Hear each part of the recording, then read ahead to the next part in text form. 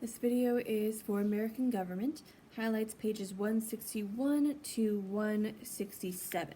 So we already caught the highlights for page 161 on Friday, so look at page 162 and highlight freedom of the press.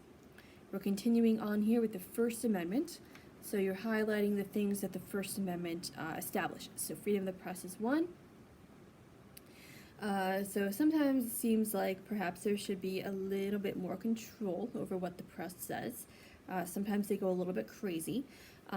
But the key to having a free nation is ensuring that there are no rigorous government controls on what the people can say and what the people can do.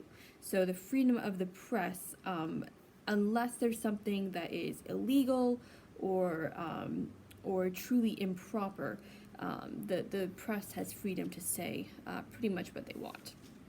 On page 163, highlight freedom of assembly and redress of grievances. And that's the final thing that the First Amendment establishes. On page 165, we are looking at amendments 2 through 10. So the Second Amendment is our right to keep and bear arms. And this amendment reads, a well-regulated militia being necessary to the security of a free state, the right of the people to keep and bear arms shall not be infringed. And unfortunately, in a lot of ways in our country today, this right is being infringed. Obviously, people who have criminal records and things like that should not be allowed to legally obtain firearms. But there are a lot of states and a lot of cities that ban people from legally owning them. And this amendment very clearly says it shall not be infringed. The people, according to this amendment, cannot be stopped from owning firearms. And this is one that liberals like to attack a lot, and it's one that most conservatives truly like to defend. So the founders had learned for themselves that it was absolutely necessary for people to keep and bear arms. One of the things that started the fighting in the Revolutionary War was the fact that the British were trying to take the arms that the colonists had stockpiled at Concord. So the Battle of Lexington and Concord happened because the British were marching to take those firearms. And the people fought in order to protect their rights there. So kind of an interesting little fact. Find the bold term militia, highlight this. A militia was an armed citizenry rather than professional soldiers. And today the militia should not be confused with the National Guard because the National Guard today is an organized military force. The militia is more like, suppose if our country were attacked and people who were firearm owners, they were to band together and fight against the attackers. That would be more the idea of a militia. It's the private citizens with their own weapons standing up for their country. Turn to page 166. Find the term the Brady Law. Highlight that the Brady Law restricts the sale of handguns by requiring a waiting period for the purchase of a handgun. So for the most part, this waiting period, it allows for a background check to see if the person has committed a crime before, making sure that they're not going to do anything violent with the gun, making sure that it's not like a split decision, like I really want to kill someone, so let me go buy a gun so I can kill them.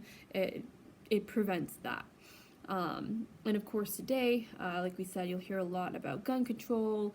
We need more gun laws, blah, blah, blah, blah, blah. We need to protect children in the schools. Well, the fact is that there is a black market for guns. The more gun restrictions there are, the fewer law-abiding citizens will be able to own firearms.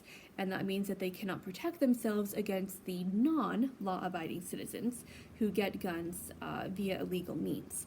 And it's not like a few more laws are going to stop those people from buying firearms illegally.